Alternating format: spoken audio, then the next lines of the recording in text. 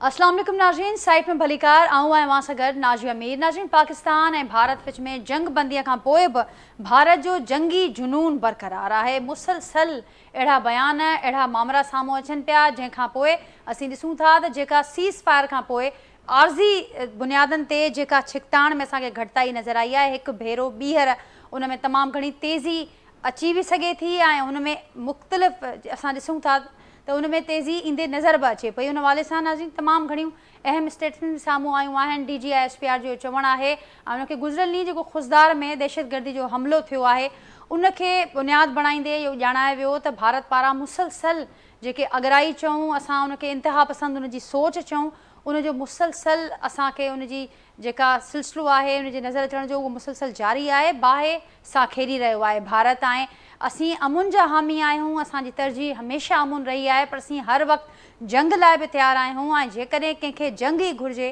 त पोइ जंग ई सही।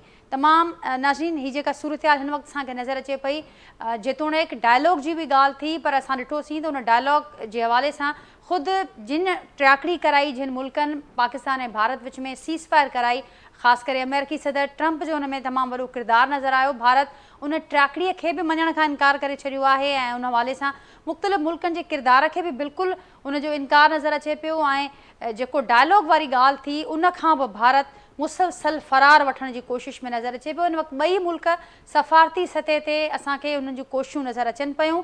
भारत जेको अॻु असांखे नज़र ईंदो रहियो माज़ीअ में त कॾहिं बि सफ़ारती फ्रंट ते भारत जो ध्यानु न हूंदो हो पंहिंजे वॾाई जे ज़ोम में, या असीं खणी चऊं त भारत खे जेको ताक़त जो हिकिड़ो नशो हो, मामिरो हो, उन खां पोइ पर हिन हेल सूरत हाल कुझु मुख़्तलिफ़ नज़र अचे थी।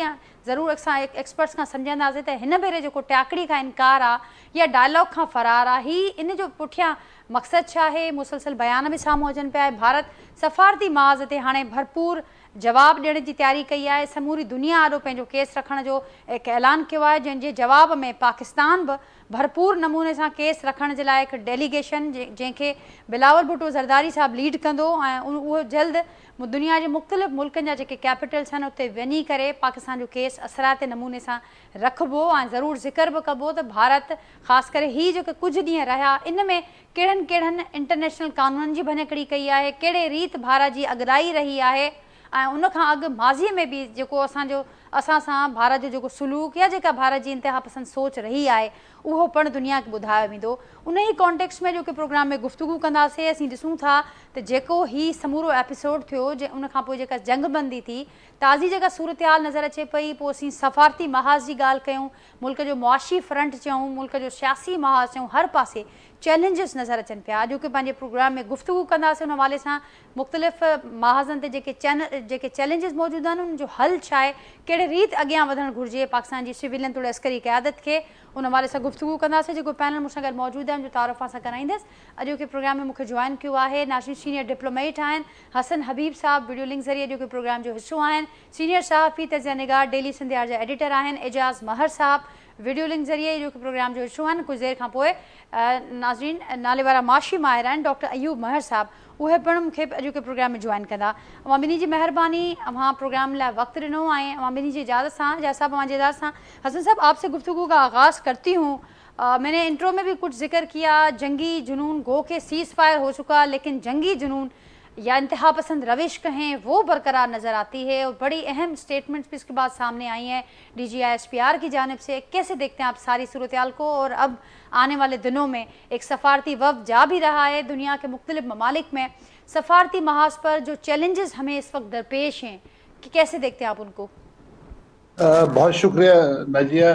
सबसे पहले तो हम लोगों को जो खुलदार के बच्चे हैं, मासूम बच्चे जिनको टारगेट किया गया है, उनसे ज़ाहिर हमदर्दी करना चाहिए और उनको फैमिली को तसल्ली देनी चाहिए कि उन बेचारों को इन्होंने टारगेट किया। और ये अजीब सी बात है कि जब कोई इशू होता है तो इस तरह के टारगेट्स होते हैं। अब हम लोगों की कमजोरी ये बन गई है कि हम उसको किसी तरह से काउंटर नहीं कर पाते, डेटा उतना कलेक्ट नहीं कर पाते कि हम वर्ल्ड को कन्विंस करें कि इसमें कौन शामिल है, या इसमें लोकल है या इसमें फॉरेनर। एक तो हमें अपनी इन्वेस्टिगेशन को बहुत ज्यादा स्ट्रॉन्ग करने की जरूरत है। हमारा नैरेटिव जो है अभी तक कबूल नहीं किया जा रहा है वर्ल्ड में कि इन चीजों के पीछे इंडिया है। चीजें बहुत क्लियर हैं, तो हमें इस पे पहले तो सबसे इस पे मेहनत करने की जरूरत है, ताकि हमारा कॉमन शहरी जो है वो अपने आप को महफूज फील करे। जहां तक सीज फायर का ताल्लुक है, इंडिया ने ये सीज फायर क्यों कबूल किया, ये अब तक मिस्ट्री है। मोदी साहब की जो पॉलिसीज हैं, इनफ्लेक्सिबल पॉलिसीज, वो हमेशा से वादे थी, और अमेरिका के कहने पे जो उन्होंने कबूल किया, तो अब वो उससे फरार चाहते हैं। अभी आपने देखा होगा कि ब्राजील में उनकी, सॉरी, पोर्चुगल में उनकी एम्बेसी के ऊपर बोर्ड लगा हुआ है कि ऑपरेशन सिंदूर अभी खत्म नहीं हुआ है। ये क्यों है? इंडिया का जो प्राइड था ना, वो उसमें, इसको मैं वॉर तो नहीं कहूंगा, मैं इसको कॉन्फ्लिक्ट कहूंगा, इसलिए कि वॉर, आपने पढ़ा होगा कि 1000 से कम कैजुअलिटी जब होती तो उसको हम वॉर नहीं कहते।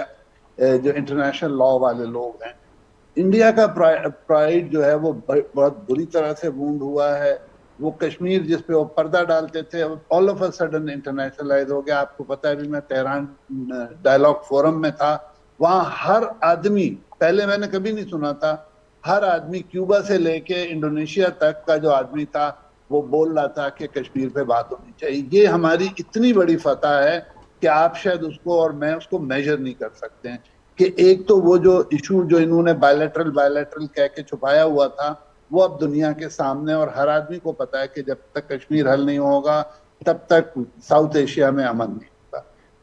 यूएस का जो रोल था सीज फायर में, मोदी साहब उसको अंडरमाइन करने की पूरी कोशिश कर रहे हैं। पहले तो उन्होंने अमेरिका से मदद ली, अब वो ऐसा जाहिर कर रहे हैं कि ये बस हो गया। कैसे हुआ, इस पे इंडियंस बात ही नहीं करते। देखिए, अभी राहुल गांधी ने एक दो दिन पहले बड़ा इंसिस्ट करके जयशंकर साहब, जो बड़े हॉकिश डिप्लोमेट हैं, उनसे ये पूछा कि अच्छा आप बता दें कितने जहाज गिरे। पाकिस्तान कहता है 5, आप बताएं तो सही कि लॉस क्या हुआ है हमारा इस कॉन्फ्लिक्ट। क्योंकि जब लॉस आएगा सामने, तब फिर बात होगी कॉस्ट एंड बेनिफिट की, कि आपने किया क्यों था। तो इंडिया में अब ये सवालात उठने लगे हैं, जो सेनर वॉइसेस हैं, जो बहुत कम है। अनफॉर्चुनेटली इंडिया ने अपनी जो पॉपुलेशन को वेपनाइज कर दिया है। जो पाकिस्तान से नफरत नजर आती है, जो इंडियन चैनल्स को हम देखते हैं, कॉमन आदमी, हमारा कॉमन आदमी इंडिया से नफरत नहीं कर रहा। इसीलिए मैंने रिसेंटली एक इंडियन डिप्लोमेट से कहा, मैंने कहा आपने कौम को, अपने आवाम को इतना बेलिजरेंट बना दिया है कि कल को जब हम उसके लिए जाएंगे, सीज फायर के लिए, पीस प्रोसेस में, तो हम किससे बात करेंगे। एंड ये हमारा सबसे बड़ा लॉस है। इसके बाद जो है, हमारे पास इंडिया की जो ह्यूज मिलिट्री एम्बेरसमेंट हुई है, इसको छुपाने के लिए उनके पास लफ्ज नहीं। अब आप अगर आप तो मीडिया के फॉलो करते होंगे, इतने ज्यादा वो प्रोग्राम लॉन्च कर रहे हैं। उन्होंने एक ऑफेंसिव रखा हुआ है कि भी फला ने ये परफॉर्म किया, इंडिया की ये मिसाइल नहीं किया, हमने फला तबाह कर दिया। हमें इंडियन मीडिया डिस्क्रेडिट हो गया है। उनकी जो बिलिजरेंट पॉलिसीज थी वो सबके सामने आ गई दुनिया के। ये एक बहुत, मतलब क्या, आई ओपनिंग मूवमेंट है, कम से कम इंडिया के लिए, और हमारे लिए बहुत प्राउड मोमेंट है कि हमारे मीडिया ने बहुत रिस्पॉन्सिबली इस इशू को हैंडल किया। अब आप आइए कि इसमें हम करें क्या आगे, वे फॉरवर्ड। जी। वे फॉरवर्ड ये है कि जैसे आपने कहा भी, बिलावल साहब की क़यादत में एक डेलीगेशन जा रहा है। एक से काम नहीं चलेगा, बिलावल साहब बहुत काम करेंगे, उनका एक इमेज है दुनिया में। हमें इस वक्त प्रोएक्टिव डिप्लोमेसी करनी है। हमें इंडोनेशिया से लेके लैटिन अमेरिका तक हर मुल्क में लोगों को भेजना होगा, भले वो एक एक दिन के लिए जाएं, वो हर दुनिया में जाएं और हमारा पॉइंट ऑफ व्यू मेंशन करें। बहुत सारे मुल्कों में तो उनको इशू पता ही नहीं है। लैटिन अमेरिका में आप जाएं तो वो इंडिया का उनके पास पुराने में चल रहा है, अभी क्या हो रहा है किसी को नहीं पता। तो हमें बहुत एक्टिवली हर लेवल पे, दायरे बिलावल साहब हर जगह नहीं जा सकते, हमारे मिनिस्टर्स, प्राइम मिनिस्टर नहीं जा सकते, लेकिन हमारे पास सीजन लोग मौजूद हैं। हमारे पास ऐसे लोग मौजूद हैं जो इंटरनेशनल अफेयर्स को जानते हैं, ऐसे लोग हैं जो इकोनॉमिक अफेयर्स को जानते हैं। एक हमें ऑफेंसिव की जरूरत है, क्योंकि देखिए ऑलरेडी हमारा इमेज खराब है। हमारा जो इमेज में है, हमारे दुश्मनों में इंडिया है, इजराइल है, अमेरिका है। आप देखिए अमेरिका बातें क्या कर रहा है कि पाकिस्तान के लॉन्ग रेंज मिसाइल्स जो हैं वो अमेरिका के लिए खतरा है। भाई हमारे पास तो 3000 किलोमीटर से आगे का मिसाइल नहीं है, तो हम उसको कैसे लेके जाएंगे अमेरिका तक। बट लेकिन उनको ये चीजें फीड की जा रही हैं अमेरिकन आवाम को, ताकि वो जब कभी कोई पाकिस्तान के बारे में अच्छी बात हो तो वो पिंच ऑफ सॉल्ट के साथ लें। तो हमारे लिए बहुत जरूरी है कि इस मौके पे जो हमें ब्रीदिंग स्पेस मिली है वर्ल्ड में इस इशू के बहाने से, हम अपने पॉइंट ऑफ व्यू को प्रेजेंट करें, इंडिया की इस बात को प्रेजेंट करें कि उन्होंने बगैर एडिक्वेट इंफॉर्मेशन और इन्वेस्टिगेशन के सीधा पाकिस्तान पे इल्जाम लगा दिया, न सिर्फ इल्जाम लगा दिया बल्कि एक्शन शुरू कर दिया। तो इंडिया का ब्लेजरेंट फेस बताएं, ये जो इंडिया ने अपना इमेज बनाया हुआ है गांधी की अंसमा, ये वो सेक्युलर और पीस लविंग, इसके खिलाफ अब हमको डायरेक्ट ऑफेंसिव में जाना पड़ेगा, नहीं तो ये अपॉर्चुनिटी भी हमारे हाथ से चली जाएगी और फिर शायद हम आगे इससे ज्यादा परेशान। ठीक, आपकी की बात को आगे बढ़ाऊंगी। हसन हबीब साहब ने कहा कि प्रोएक्टिव डिप्लोमेसी हमें करनी होगी, फिर वो पब्लिक डिप्लोमेसी की सूरत में हो, लीगल डिप्लोमेसी की सूरत में हो, इन्वेस्टिगेशन पे भी आपने बड़ा ध्यान दिया। एजाज मर साहब भी हमारे साथ मौजूद हैं। एजाज साहब, जो गुजरल ॾींहुं खुजदार में दहशतगर्दी जो वाक़ियो थियो उन में इहा ॻाल्हि कई वई त भारत स्पॉन्सर्ड दहशतगर्दनि इहा कार्रवाई कई ऐं उनजी जेका रिथाबंदी आहे उहा थी भारत में, एग्जीक्यूशन थी बलोचिस्तान अंदरि। हाणे जेका ॻाल्हि हसन हबीब साहब बि कनि पिया ऐं जेका समूरी बेसिस बि हुजे थी कंहिं बि मुल्क जी डिप्लोमेसी जी, फॉरेन पॉलिसी जी, त पंहिंजे पंहिंजे घर में मामलनि खे ठीकु करिणो आहे, हालतुनि खे ठीकु करिणो आहे। त हीअ जेके कमज़ोरियूं आहिनि या जेके अहिड़ा वीक पॉइंट्स आहिनि जंहिंजो मुख़्तलिफ़ असां ॾिठो आहे त माज़ीअ में बि इनखे दुश्मन एक्सप्लॉइट कंदो रहियो आहे ऐं हाणे बि असांखे उहा सूरत हाल नज़र अचे पई। इनखे ज़हन में रखंदे कीअं ॾिसो पिया समूरी सूरत हाल खे? बिल्कुलु, मां हबीब साहब जी इन ॻाल्हि सां एग्री थो कयां त असांखे प्रोएक्टिव डिप्लोमेसी जी ज़रूरत आहे ऐं हिन मामले खां पोइ जेको आहे त जेके फॉरेन ऑफिस तरफ़ां इंतज़ाम कया विया, बिलावल साहब जी सरबराही में जेको मुख़्तलिफ़ पार्टियुनि ते नुमाइंदनि ते मुश्तमिल डेलीगेशन खे ब्रीफिंग बि ॾिनी वई आहे, टॉकिंग पॉइंट बि उन्हनि सां शेयर कया विया आहिनि, पर इन में जेको आहे त PTI असांजी अपोजिशन जी जमात आहे उन्हनि खे शामिल न कयो वियो आहे। इहो अफ़सोस जहिड़ी ॻाल्हि आहे त हीउ नेशनल इशू आहे। इन मसइले ते मुंहिंजो ख़्यालु आहे त असांखे अॻु में हाउस इन ऑर्डर करण बि ज़रूरी आहे ऐं इन अहिड़नि मामलनि में सियासत खां पासो करण जी ज़रूरत आहे। त इन में जेकॾहिं PTI जा नुमाइंदा बि शामिल हुजनि हा त इहो वधीक असराइतो फोरम बणिजे हा ऐं उन में हाणे बि वक़्तु वियो कोन्हे ऐं उन में जेको आहे गवर्नमेंट खे सोचणु घुरिजे त जीअं हिकिड़ो स्ट्रांग मैसेज जेको आहे पूरी दुनिया खे ॾिनो वञे। त बिल्कुलु मुख़्तलिफ़ फोरम्स ते जेको आहे जेके दुनिया जा इम्पोर्टेंट कैपिटल्स आहिनि उन्हनि ताईं पाकिस्तान खे पंहिंजो मौक़िफ़ रखणु घुरिजे ऐं हीअ बिल्कुलु गोल्डन अपॉर्चुनिटी आहे त हिकिड़ो जेको UN मां पास थियल रेज़ोल्यूशन जे मामले ते कश्मीर जे हवाले सां इंडिया उनखे जेको आहे सफ़ा अंडर द कारपेट दॿाए छॾियो ऐं उनखे बायलेटरल इशू चवंदो रहियो। त उहो जेको हाईलाइट थियो आहे, जंहिंजो ट्रंप साहब बि पंहिंजे मिडल ईस्ट जे दौरे में बि तमामु घणो ज़िक्र कयो त कश्मीर असल जेको सबबु आहे झेड़े जो उहो कश्मीर आहे, उनजो इशू जेको आहे रिज़ॉल्व थियणु ज़रूरी आहे। त इहा हिकिड़ी अपॉर्चुनिटी आहे पाकिस्तान गवर्नमेंट जे लाइ त डिप्लोमेटिक फोरम ते जेको आहे इन मसइले खे टेकअप करण जी ऐं उन तरीक़े सां जेको आहे त जीअं मैक्सिमम उन मां कुझु पाकिस्तान अचीव करे सघे। त इहो उनजे लाइ जेको आहे हीअ जेके उपाउ वरिता था वञनि या जेके क़दम खयां विया आहिनि उहे मुंहिंजो ख़्यालु आहे त नाकाफ़ी आहिनि ऐं बिल्कुलु हबीब साहब सही थो चए त असांखे दुनिया जे सभिनी मुल्कनि ताईं पहुचणु घुरिजे ऐं हीअ हिकिड़ी सुठी अपॉर्चुनिटी आई आहे त उनखे बिल्कुलु ज़ाया न करणु घुरिजे।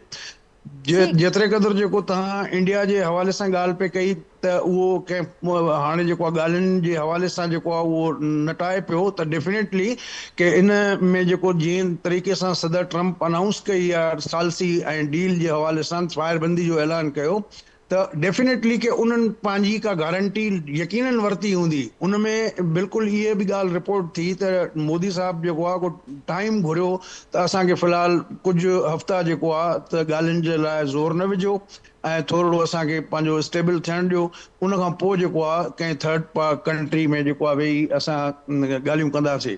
त उन इशू खे बि जेको आहे पाकिस्तान खे परसू करणु घुरिजे ऐं एक्टिवली परसू करणु घुरिजे ऐं इंडिया खे राय फरार अख़्तियार करण जी जेको आहे त मौक़ो न ॾियणु घुरिजे ऐं जेके बि हिन जा गारंटीर आहिनि, जेके बि हिन विच में जेको आहे त ज़ाहिर आहे त राब्तेकार हुया त उन्हनि खे इहा पंहिंजी ज़िम्मेवारी पूरी करण जे लाइ पाकिस्तान खे पंहिंजी हिकिड़ी स्ट्रेटजी ठाहिणी पवंदी ऐं उनखे परसू करणो पवंदो, छो त इंडिया जेॾो वॾो मार्केट आहे उनजे करे सभिनी दुनिया जे मुल्कनि जो इंट्रस्ट हुनजे मार्केट में आहे ऐं उनजे करे इंडिया ते एतिरो घणो जेको आहे त उहो प्रेशर शायदि न विझी सघनि। पर हीउ अहिड़ो इशू आहे जंहिंमें जेको आहे त हुन जी इंडिया जी कमिटमेंट्स आहिनि त असां ॻाल्हियूं बि कंदासीं, कश्मीर समेत ॻाल्हियूं कंदासीं त उहो उन तां जेको आहे उन्हनि खे फिरणु न ॾिनो वञे ऐं उनखे एक्टिवली परसू कयो वञे। उनखे एक्टिवली परस्यू थियणु घुरिजे ऐं जीअं मां चयो त सियासी सीज़वार बि मुल्क जी ज़रूरत है हिन अड़े वक्त में, अड़ी सूरत हाल में। हसन साहब, बड़ा उसको संजीदगी के साथ परस्यू करने की ज़रूरत है। जो बात एजाज महर साहब ने कही कि किसी तरीके से डायलॉग की हमने देखा कि बड़ी मुश्किल से, क्योंकि इससे पहले भारत ने किसी की, अभी वो सालसी से इनकार कर रहे हैं और बायलैटरल इशू ही इसको कह रहे हैं। लेकिन आप कैसे देखते हैं अब आने वाले दिनों में, जो आपने बात की कि एक एनवॉय का रूप देना चाहिए सफारती वफ्द को, क्योंकि भारत की जानिब से हम देख रहे हैं कि इस वक्त 51 मेंबर्स पर मुश्तमिल एक वफ्द है जो दुनिया के, वो बता रहे हैं कि 7 मुख्तलिफ जो ये मेंबर्स होंगे, ये 7 डेलीगेशन बनेंगे, फिर ये दुनिया के मुख्तलिफ ममालिक का दौरा करेंगे। तो उसके जवाब में हाँ आपने कहा कि ये एक वफ्द नाकाफ़ी है, मज़ीद क्या हमें करना चाहिए समझने में? देखिए, एक तो मैं महर साहब से बात शुरू करता हूँ, ये वेरी राइट कि हमारी जो इस वक्त पे हाउस जो है वो टोटल एक लाइन में होना चाहिए, हम सब एक पेज पे होने चाहिए। इस वक्त हमारा जो डिफरेंस है, चाहे वो पॉलिटिकल हो चाहे एडमिनिस्ट्रेटिव हो, उसको हमने एक साइड पे रखना है, हमने सब एक साथ चलना है और अपने हाउस को ऑर्डर में करना है। आपको याद होगा मैं जब भी आपके से बात करता हूँ तो मैंने हमेशा हाउस इन ऑर्डर की बात की और महर साहब इज वेरी राइट कि इस वक्त पे हमें एक यूनिफाइड स्टैंड लेना है और हमें अपने जो छोटी मोटे प्रॉब्लम्स हैं इनको दूर करना है। रहा जहां तक ये कि जो रिसेंट पॉज मिला है, इसमें हमारा डिप्लोमेटिक और हमारा जो है मीडिया ऑफेंसिव होना चाहिए। आपने इंडियन मीडिया की बेलिजरेंसी देख ली, हमारे मीडिया ने सरप्राइजिंगली बहुत अच्छा परफॉर्म किया। सोशल मीडिया ने भी और इलेक्ट्रॉनिक और प्रिंट मीडिया ने भी बहुत अच्छा परफॉर्म किया। तो ये एक बहुत अच्छी बात है। हमें अब जरूरत इस बात की है कि हम ना सिर्फ डेलीगेशन भेजें बल्कि वर्चुअल मीटिंग्स करें। हम जो जितनी भी ह्यूमन राइट ऑर्गेनाइजेशन हैं, जितने पीस मेकिंग के इदारे हैं दुनिया में, they are lot of them, they are very receptive to what you tell them और वो ओपिनियन मेकर्स होते हैं। मैं अभी जैसे मैंने सॉरी दोबारा वो रिपीट कर रहा हूँ, जिसमें कॉन्फ्रेंस में गया था वहां ज्यादातर थिंक टैंक्स और इस तरह के रिसर्चर्स थे। यकीन माने दे वर so much informed about the issue कि हम, मुझे खुद बहुत हैरत हुई। मैं नहीं समझता था कि लैटिन अमेरिका वाले या और ये एशियन हमारे जो भाई हैं उनको इतना ज्यादा इशू के बारे में पता है, चाहे वो सीरियन थे चाहे जो भी थे। तो ये जैसे महर साहब ने भी कहा खासतौर पे कि ये गोल्डन अपॉर्चुनिटी है, हमें बिल्कुल नहीं छोड़ना चाहिए। अगर हम अभी आप 7 कैपिटल डेलीगेशन की बात कर रहे हो तो मेरा ख्याल है हम 70 भेज दें, इसमें बिल्कुल ये सब सोचने की जरूरत नहीं है कि क्या हो रहा है, पैसा वेस्ट कर रहे हैं, क्या होता है। हमें हर जगह जाके बहुत हाई लेवल तक इस इशू को उठाना है और बल्कि बेस्ट ये कि हम मल्टीलैटरल फोरम्स पे को ज्यादा टारगेट करें और हर जगह हम जाके कहें जी हम तो तैयार हैं टॉक के लिए। देखिए, इशू इस वक्त सबसे बड़ा ये है कि अब फैसला होना है फलस्तीन का। आपको फलस्तीन और कश्मीर को एक साथ रखना है। दोनों में क्या प्रॉब्लम है, यूके ने ये दोनों प्रॉब्लम्स क्रिएट किए, उन्होंने इसको मैनिपुलेट किया, मेजॉरिटी के राइट को वायलेट किया और जुल्म हो रहा है। ये जो अभी एपिसोड हुआ है ये 100% इजरायली डिजाइन था। सिर्फ इजरायलियों से गलती ये हुई, इंडियन से रादर ये गलती हुई कि उन्होंने ये सोचा नहीं कि इजराइल ने जहां भी कार्रवाई की है वहां लोकल पॉपुलेशन बेचारी के पास रजिस्टर की स्पेस नहीं थी। पाकिस्तान सॉवरन कंट्री है, हमारे पास बड़ी स्टैंडिंग आर्मी है, हमारे पास एक्सपीरियंस है वॉर का, ये भी नहीं कि हम ऐसे ही बैठे रहें। तो हमारे लिए ये बहुत वो है कि इस मौके को हम यूटिलाइज करें हर लेवल पे, हर तरह का। भले आपको आईटी वॉरियर्स के ग्रुप बनाएं जो दुनिया जहान हमारे मैसेज को फैलाएं कि किस तरह से पाकिस्तान में जुल्म हो रहा है, कश्मीर में क्या है, और कश्मीर को लिंक अप करें फलस्तीन के साथ, क्योंकि इस दुनिया में फलस्तीन की बड़ी अवेयरनेस है। जो ये पैरेलल है ना, ये हमारे लिए बहुत इंपॉर्टेंट है कि हम इसको हाईलाइट करें कि जो है कश्मीर और पैलेस्टाइन एक इशू है, दोनों जगह पे जुल्म हो रहा है, ऑक्यूपाइंग फोर्स है और जो रेजिस्टेंस है वो जो ऑक्यूपाइड लोग हैं उनका बुनियादी राइट इंटरनेशनल लॉ में मौजूद है। इसके लिए हमें ज्यादा एक्सप्लेन करने की जरूरत नहीं। तो अगर मजबूर होकर किसी ने ये एक्शन भी किया तो ये तो कश्मीरी थे ना, पाकिस्तान पे इल्जाम लगाना कोई मुनासिब नहीं है। और इन्होंने लेजिटिमेट टारगेट दिया और इन्होंने साबित ये किया। देखिए बहुत बड़ी बात है कि इंडिया का, जो मैं पहले भी कहा था कि जो मिलिट्री एटीट्यूड है, जो उनका वुंडेड प्राइड है, वो ये है कि इतनी ज्यादा प्रोटेक्टेड जगह में, इतनी ज्यादा सिक्योर जगह में इतने मजे से कुछ लोग आए और वो एक वारदात करके चले गए। पाकिस्तान पे तो वो अनसब्सटेंशिएटेड इल्जाम लगा रहे हैं और लगाते रहेंगे, हमें उसकी ज्यादा फिक्र करने की जरूरत नहीं है। लेकिन हमें अपने एक्शंस को से अपने इशू को जगह जगह जाके फैलाना है, चाहे जिस जगह पे भी आते हैं। जैसे हम कल ये ईरान में थे, हमने जिस डेलीगेट से भी बात की, चाहे वो सेंट्रल एशियन था, चाहे मिडिल ईस्टर्न था, चाहे एशियन था, अफ्रीकन था, हमने हर जगह ये बात करने की कोशिश की। पूरा एक फोरम था हमारा जिसपे हमने ये कहा कि भाई हम चाहते हैं कि दुनिया आ जाए। इंडियंस इससे भागते हैं, जहां आप मल्टीलैटरल की बात करते हैं वो भाग जाते हैं। उन्होंने पानी का एग्रीमेंट सस्पेंड किया, हमने बहुत स्मार्टली हमने कहा हम शिमला एग्रीमेंट हेल्ड इन अबेंस कर देते हैं। शिमला एग्रीमेंट हेल्ड इन अबेंस करने का मतलब ये है कि अब से मल्टीलैटरल चैनल, जो इंडिया की बात है कि ये बायलैटरल है, अब दुनिया आ गई है और हमें इस मौके को छोड़ना नहीं चाहिए। हमें इस मौके को छोड़ना नहीं चाहिए। जलमर साहब, गोल्डन अपॉर्चुनिटी आहे, जीअं अवां बि ॻाल्हि कई, हसन साहब ॻाल्हि कई, त उन मां भरपूर फ़ाइदो वठण जी ज़रूरत आहे। पर जेके जंहिं कूड़े बयानीअ जो ज़िक्र DGI-SPR बि कयो, त कूड़ो बयानियो आहे भारत जो मुसलसल, ऐं हिकु डिघे वक़्त ताईं असां ॾिठो आहे त उन कूड़े बयानियो जंहिंमें दहशत गर्दीअ जी ॻाल्हि बार बार कई वई, उनखे दुनिया जे केतिरनि ई मुल्कनि मञियो बि आहे। त हाणे हिन वक़्त में पाकिस्तान खे मुख़्तलिफ़ फ्रंट्स ते कुझु एजिस मिलिया आहिनि भारत जे मुक़ाबले में। अवां ॾिसो पिया त केतिरो आसान या केतिरो ॾुखियो हूंदो पाकिस्तान जे लाइ उन नैरेटिव खे काउंटर करणु दुनिया ॾो।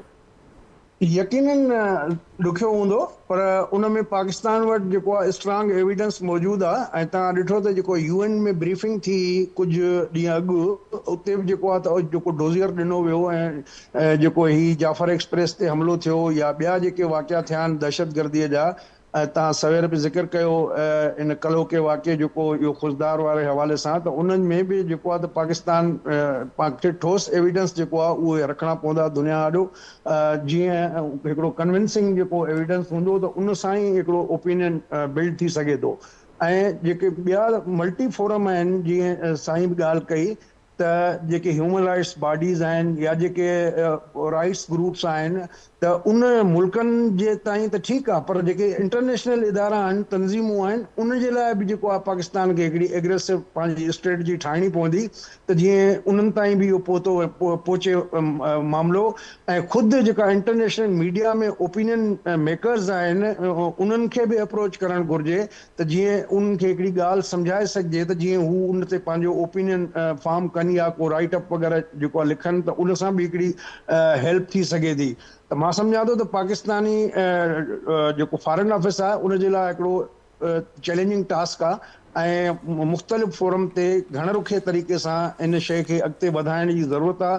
ऐं इन में खोड़ असांजा फार्मर डिप्लोमेट्स आहिनि, उहे पंहिंजो रोल प्ले करे सघनि था। उन्हनि जा पंहिंजा हिकिड़ा पर्सनल बि रिलेशनशिप हूंदी आहे, तालुकात हूंदा आहिनि डिप्लोमेट सां, त उन सॼे मामले खे जेको आहे त एक्टिवेट करणो पवंदो। ऐं हिन महिल ताईं जेको फॉरेन ऑफिस खे मुंहिंजो ख़्याल आहे करणु घुरिजे आहे, त उहो एग्रेसिव एतिरी नज़र कोन पई अचे। ऐं हिकिड़े फॉर्मेलिटी या हिकिड़ो जेको चइजे त खणी इंडिया जॾहिं हिकिड़ी टीम ठाही, त इहो ऐलान पाकिस्तान खे ख़ुदि अॻु में करणु घुरिजे आहे इंडिया खां बि। पर हाणे जॾहिं इंडिया जो तव्हां ॾिसो त जीअं उन्हनि केतिरनि मुल्कनि में था वञनि पिया, उन्हनि जा डेलीगेशन केतिरा आहिनि, असांजा केतिरा आहिनि, त उहो पाकिस्तान खे जेको आहे एटलीस्ट एट पार जेको आहे इंडिया सां असांखे डिप्लोमेटिक एफर्ट्स जेको आहे उहे वठण जे लाइ स्ट्रेटजी ठाहिणी पवंदी ऐं उनखे परसूब करणो पवंदो ऐं उनखे रिज़ल्ट ओरिएंटेड बि बणाइण जे लाइ हिकिड़ी वाज़े हिकमत अमली जोड़नी पवंदी। ठीकु, एजाज़ साहब, हिकु मुख़्तसिर ब्रेक वठिणो आहे मूंखे हिते। नाज़रीन, हिकिड़ो ब्रेक था वठूं, ब्रेक खां पोइ वापसि अचूं था, गुफ़्तगू खे तव्हां खां ई कंटिन्यू कंदासीं।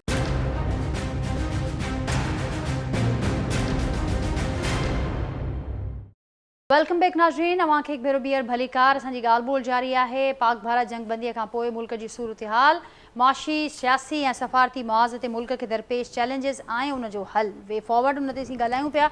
एजाज़ महर साहब, हसन हबीब साहब मूंसां गॾु मौजूदु आहिनि। कुझु देरि में डॉक्टर अयूब महर साहब असांखे जॉइन कंदा ऐं असां उन्हनि सां मईशत वारे जेको फ्रंट आहे, ज़ाहिर आहे इकॉनमी तमामु घणी इंपॉर्टेंट हुजे थी, कंहिं बि का बि असीं कॉन्फ्लिक्ट जो ज़िक्र कयूं, का जंगी सूरत हाल, का छिकताण, जेको मुल्क इकॉनमिकली ताक़तवर आहे, ज़ाहिर आहे उहो ई उनखे दुनिया उनजी ॻाल्हि ॿुधे भी थी, उनजी ॻाल्हियुनि में वज़न भी हुजे थो। हसन हबीब साहब, ब्रेक से पहले आपने एजाज़ महर साहब को सुना और वो ये समझते हैं कि हमें भी ये कुछ एफर्ट्स थी जो हमें पहले लेनी चाहिए थी। आपने भी कहा कि प्रोएक्टिव इस वक्त में जब हमारे पास मुख्तलिफ फ्रंट्स पर एजेस भी मौजूद हैं और हम ये समझते भी हैं कि एक झूठे बयानिए का मुसलसल सहारा लिया भी जा रहा है और उसको दुनिया के कितने ही ममालिक माजी में बारहा तस्लीम भी करते रहे हैं, तो अब ऐसे वक्त में हमें डिफेंसिव के बजाय प्रोएक्टिव पे जाना पड़ेगा और देखना पड़ेगा कि भारत की तरफ से जो जहाँ पर जो चीज़ें हो सकती हैं कैसे उनको काउंटर करना है। महर साहब और मैं दोनों एक ही पेज पर हैं और हम इस बात पे इंसिस्ट कर रहे हैं कि जो कुछ हम कर रहे हैं वो एक तो पहले करना था और हमें अब बहुत एग्रेसिवली एक्ट करना है। वी हैव लॉस्ट टाइम, लेकिन कोई बात नहीं, this is our proper time to do it. तो हमें बहुत, एक तो फॉरेन ऑफिस को वो एक्टिव हैं इस दफा, surprisingly the were very active, तो हमें उनको सपोर्ट और करना है मीडिया के थ्रू, अपनी और ऑर्गेनाइजेशंस के थ्रू जिनमें हमारे थिंक टैंक्स हैं, जिसमें हमारे रिसर्चर्स हैं, वो उनसे मुसलसल राब्ते में रहें और अपने नैरेटिव को पॉलिश करते रहें और प्रमोट करते रहें। तो हमें एक बहुत ही, जो हमारी कैंपेन होनी चाहिए वो बहुत ज़्यादा ऑर्गेनाइज्ड और बहुत ज़्यादा टारगेटेड होनी चाहिए। हमारे पास वक्त ज़ाया करने का बिल्कुल वो नहीं है। इंडियन मीडिया आप जानती हैं बहुत बड़ा है और मोदी साहब ने आके जो सेनर वॉइसेस थी उनको गायब कर दिया है, साफियों को भी, इदारों को भी। तो हमारे लिए अब जो मुकाबला है वो बहुत एक डिलिजेंट किस्म के मीडिया से इंडियन, जिसको काउंटर करने के लिए हमें चीख पुकार के बजाय बहुत ज्यादा सॉलिड और बहुत ज्यादा पॉइंटेड किस्म के नैरेटिव्स बिल्ड करने पड़ेंगे, जो सामने वालों को देख के हमें करना पड़ेगा। ये now this is time for very targeted diplomacy and very targeted media campaign. ठीक, हसन साहब ये भी बताइएगा कि डीजी ISPR साहब की स्टेटमेंट से ये महसूस हुआ कि खतरा जंग का अभी टला नहीं है। आप कैसे देखते हैं सारी सूरत हाल में भारत सफारती जो ऑप्शंस हैं वहीं तक महदूद रहेगा, या आपको नज़र आता है कि कोई जो सीज़ फायर इस वक्त दोनों ममालिक के दरमियान है उसको भी कोई ख़तरा हो सकता है? देखिए, मैं नॉर्मली मेरा इमेज है पीस बिल्डर का, लेकिन मुझे पूरा खतरा है कि इंडिया इस पॉज को यूटिलाइज करेगा अपनी नेक्स्ट कैंपेन डिजाइन करने के लिए। देखिए, आपने एक चीज गौर की होगी, let's come to the battlefield, कि पाकिस्तान ने 77 ड्रोन गिराए हैं इजराइल में, वो सस्ते नहीं थे। What they were doing, they were mapping our strengths and weaknesses.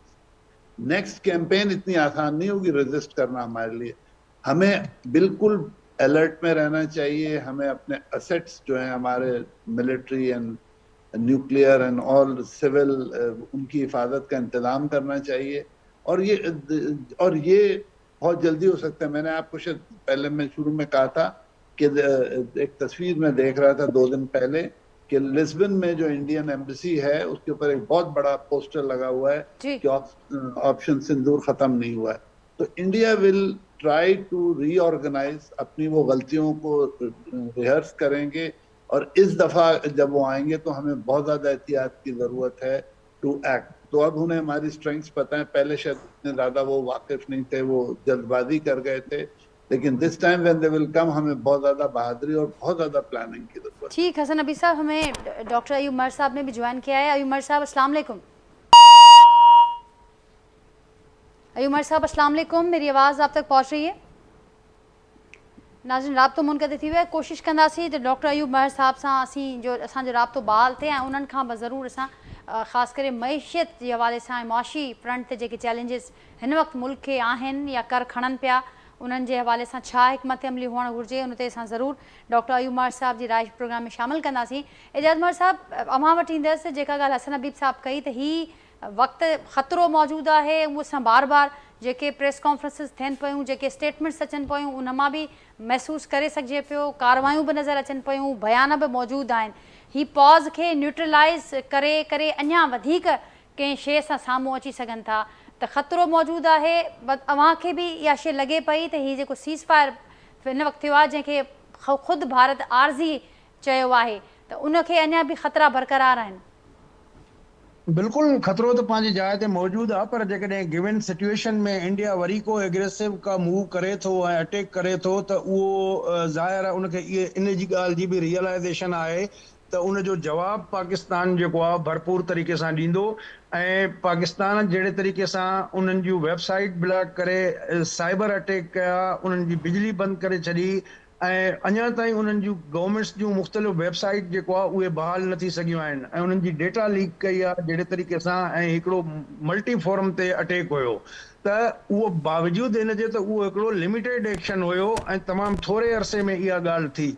ऐं हाणे बि इंडिया जेकॾहिं का अहिड़ी ॻाल्हि करे थो त उनखे जेको रिस्पॉन्स मिलंदो उहो इन खां घटि कोन हूंदो ऐं उन खां वधीक ई हूंदो। त उनजे करे मुंहिंजे ख़्याल आहे त इंडिया न कंदो। ऐं उन में इहा बि ख़बर आहे त जेको विच में मुख़्तलिफ़ मुल्क पिया आहिनि, अमेरिका जहिड़े सुपर पावर खे विच में विझी तव्हां जेको आहे ॻाल्हियूं कयूं आहिनि, त उनखे हे टरकाइण जी कोशिशि कंदा, टरखाईंदा। बाक़ी मां नथो सम्झां त ही उन खां फरार थी सघनि था, या जेको आहे त जेका हिननि गारंटियूं ॾिनियूं हूंदियूं उन्हनि तां उहे फिरी सघनि था।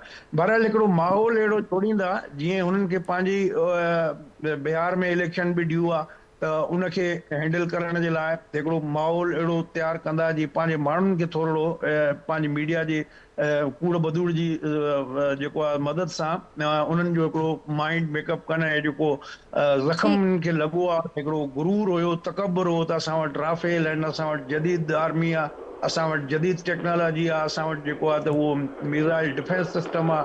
त उहे सभु शयूं जेको आहे जे हूंदे जेको पाकिस्तान उन्हनि खे अहिड़ो ज़ख़्म पहुचायो आहे, त उन मां ज़ाहिर आहे ॿाहिरि अचण जे लाइ त हू पंहिंजी हिकिड़ो एग्रेसिव पोस्चर बि रखंदो। पर अल्टीमेटली सभिनी खे ख़बर आहे त भले दुनिया में जेके बि इश्यूज़ हुजनि, अॼु रूस ऐं यूक्रेन जी जंग खे 2 सालनि खां मथे अरसो थी वियो आहे, त उन जे बावजूद बि अल्टीमेटली उहो इशू रिज़ॉल्व करण जे लाइ वरी बि तव्हांखे ॻाल्हियुनि जे टेबल ते पवंदो। बिल्कुलु एजाज़ साहब, मां जी ॻाल्हि खे अॻियां बि वधाईंदसि। ऐं इन खां अॻु अवां सियासी सीज़ फायर जो बि ज़िक्र कयो, त सियासी सीज़ फायर बि वक़्त जी ज़रूरत आहे। उन हवाले सां हिकिड़ी ख़ान साहब जी स्टेटमेंट बि साम्हूं आई आहे त असां त कॾहिं दरवाज़ा बंदि न आहिनि कया ॻाल्हियुनि जा, ख़ासि करे इस्टेब्लिशमेंट लाइ उन्हनि जो इहो पैगाम आहे जेको उन्हनि जो माज़ी में बि स्टांस रहियो आहे। हू चवंदा त नून लीग सां ॻाल्हियूं न थींदियूं, बाक़ी इस्टेब्लिशमेंट असां सां ॻाल्हियूं करे, असां बिल्कुलु तयारु आहियूं, पाण राब्तो कंदासीं वञी। त हाणे को अहिड़ो उन विच में को राब्तो थींदे ॾिसो पिया ईंदड़ ॾींहंनि में? ॾिसो, हिन शइ खे रूल आउट नथो करे सघिजे, ऐं मे बी जेको आहे त गवर्नमेंट खे करण बि घुरिजे। ऐं जंहिं तरीक़े सां पार्लियामेंट में बि इहे आवाज़ उथिया आहिनि ऐं माहौल जेको जुड़ियो आहे, त उन माहौल खे मुंहिंजो ख़्याल आहे त गवर्नमेंट खे एटलीस्ट जेको आहे उहो ख़राब न करणु घुरिजे, ऐं हिकिड़ो स्ट्रांग मैसेज ॾियणो आहे। तव्हांखे अञा हिकिड़ो वॾो टास्क आहे तव्हांजे साम्हूं जेको दुनिया में डिप्लोमेसी जे हवाले सां तव्हांखे निभाइणो आहे। त उन में जेकॾहिं असांजो हिकिड़ो स्ट्रांग पैगाम वेंदो, गॾियल पैगाम वेंदो, ऐं हिकिड़ो जेको आहे हुन में का गुंजाइश न हुजे, त उनजो हिकिड़ो मुस्बत नतीजा निकिरी सघजनि था। ऐं मां सम्झां थो त इहो गवर्नमेंट खे अञा जो मसइलो न ठाहिणु घुरिजे, ऐं या जेको आहे एस्टेब्लिशमेंट खे बि हिन मौक़े खे जेको आहे हिकिड़ी अपॉर्चुनिटी सम्झंदे जेको आहे त स्कोर सेटल करण जे बजाए इन ते क़ौमी हिकिड़ो पॉलिसी जो मैसेज वञणु घुरिजे, हिकिड़ो पूरे मुतफ़िक़ा तौर ते, त उहो काफ़ी फ़ाइदेमंद थींदो। ऐं इन जे लाइ गवर्नमेंट खे एफर्ट वठणु घुरिजे ऐं इनिशिएटिव उन्हनि खे ई वठिणो पवंदो। हिन वक़्तु अञा जो मसइलो न ठाहिणु घुरिजे इन सॼे मामले ते। नाज़रीन, मुख़्तसिर ब्रेक था वठूं, ब्रेक खां पोइ वापसि अचूं था, गुफ़्तगू खे तव्हां खईं कंटिन्यू कंदासीं।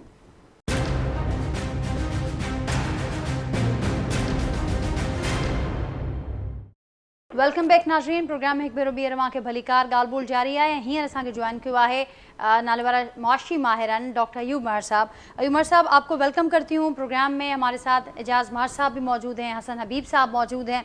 आप कैसे देखते हैं सारी सूरत हाल को? हम स्पेसिफिकली बात करें पाक भारत सीज़ फायर के बाद जो सूरत हाल बनी है, बजट की तैयारियां भी जारी हैं, कैसे देखते हैं माशी फ्रंट पर आने वाले जो चैलेंजेस हैं उनका हल? और यहाँ पर मैं ये बात भी ज़रूर करना चाहूँगी कि जब ये सीज़ फायर हुआ तो अमेरिकी सदर ट्रंप का ये कहना था कि इस सीज़ फायर की जो वजह बनी वो थी तिजारत की अशद ज़रूरत। क्या आप भी देखते हैं कि इस खित्ते में पायदार अमन के लिए मईशत का कोई किरदार है? जी अयूब उमर साहब।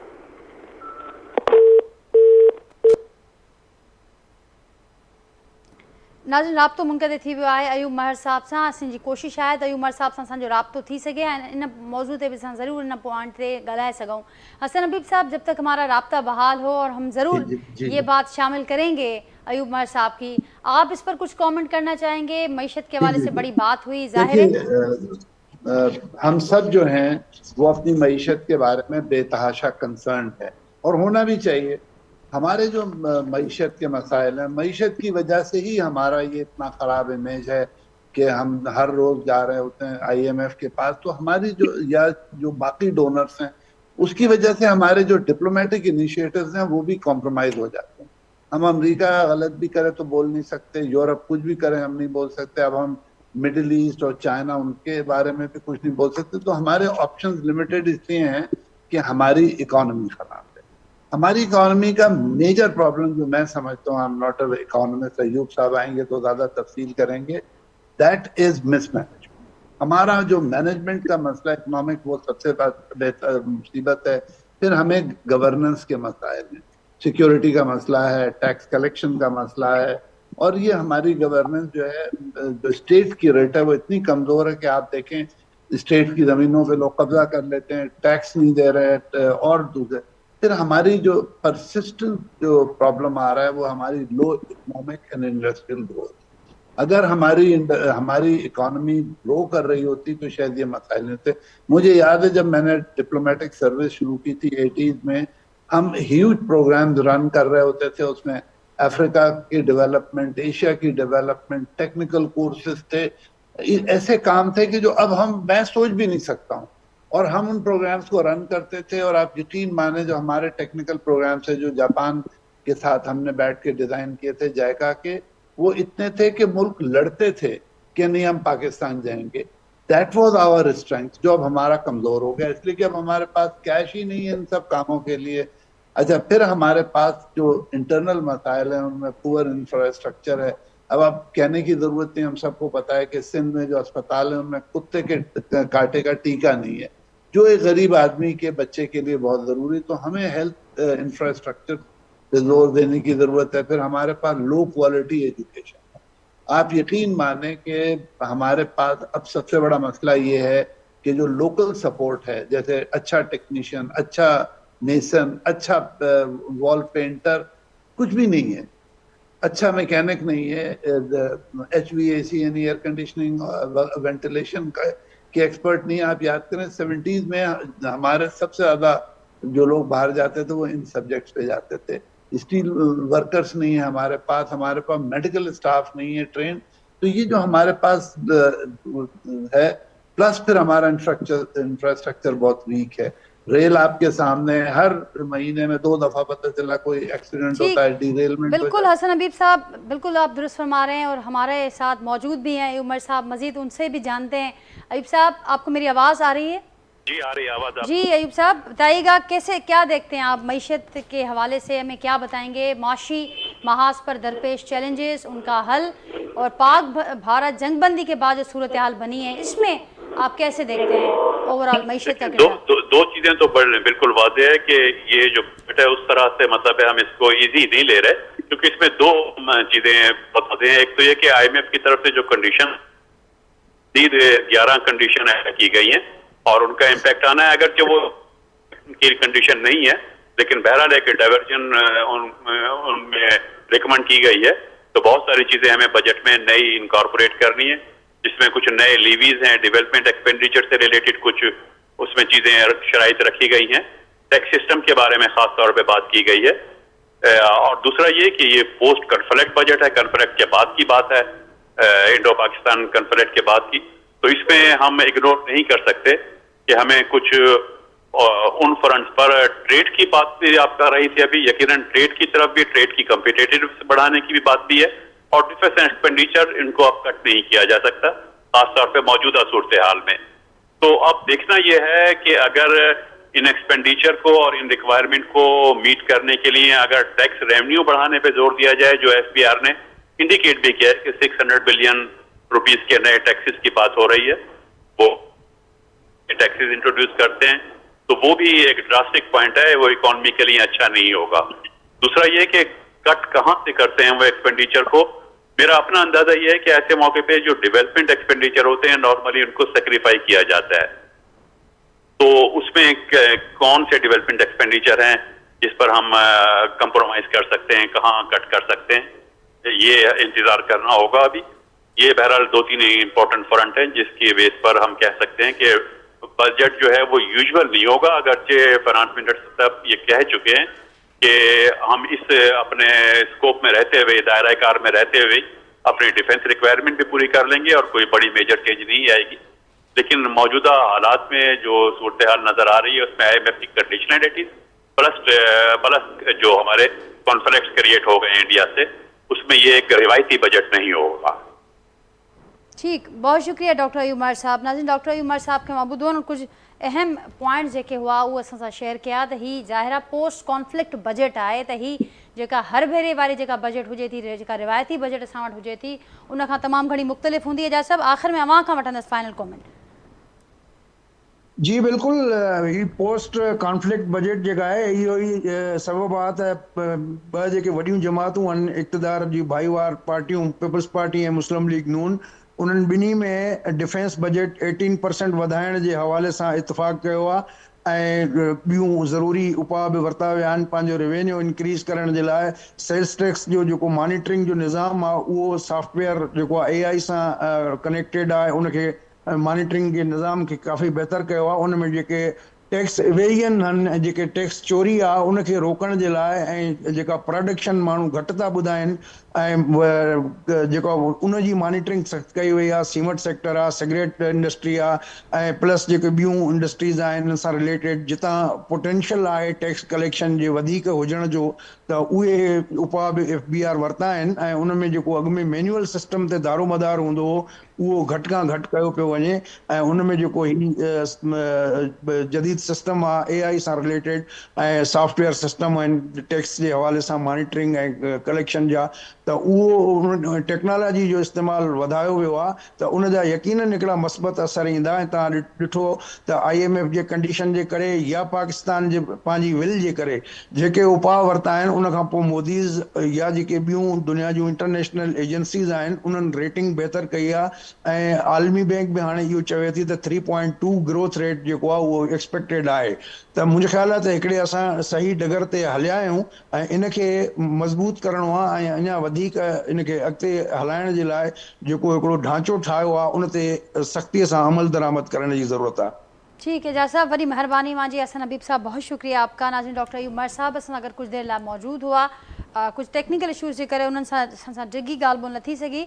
बहरहाल उन्हनि तमामु अहम जेके पॉइंट्स हुआ जेके हींअर बजट जेका अचे पई उन में रिफ्लेक्ट थींदा या ओवरऑल जेका पाक भारत जंगबंदी खां पोइ वारी सूरत हाल आहे उन में जेके शयूं रहणियूं आहिनि, मईशत जो जेको किरदारु आहे उन हवाले सां उन्हनि जी ॻाल्हि ॿोल हुई। उन खां सवाइ एक्सपर्ट्स जो इहो चवणु आहे त अञा असांखे वधीक असीं जेके एज हासिलु कया आहिनि, जेके कामयाबियूं असांखे हींअर ताईं हासिलु थियूं आहिनि, उन्हनि खे गोल्डन टाइम आहे, असांखे भरपूर तरीक़े सां उनजो फ़ाइदो वठिणो आहे ऐं प्रोएक्टिव डिप्लोमेसी कंदे इख़्तियार करणी आहे असांखे। ऐं हर जेको मूव साम्हूं अचे थो या जेको कूड़े बयानीअ जी ॻाल्हि हले थी उनखे असांखे भरपूर तरीक़े सां असराइते तरीक़े सां दुनिया आॾो पंहिंजी ॻाल्हि वज़नाइते अंदाज़ में रखी करे काउंटर करिणो आहे। नाज़रीन, गुफ़्तगू में अवां खां इजाज़त वठंदासीं। पंहिंजे फीडबैक खां असांखे आगाह कजो। वरी अवां सां सुभाणे मुलाक़ात थींदी। तेसिताईं ॾींदा इजाज़त। अल्लाह हाफ़िज़।